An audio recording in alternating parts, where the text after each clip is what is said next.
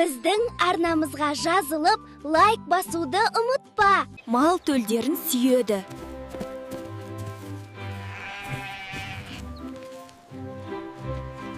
Қой сүйеді баласын қоңырым деп, ештеңені білмейтін момыным деп.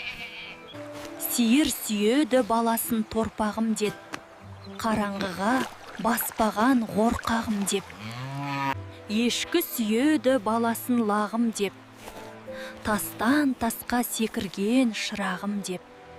Түйе сүйеді баласын боташым деп, жәудіреген көзіңнен тоташым деп. Жылқы сүйеді баласын құлыным деп, тұлпар болып жүгірер жылыным деп. Мал төлдерін сүйеді.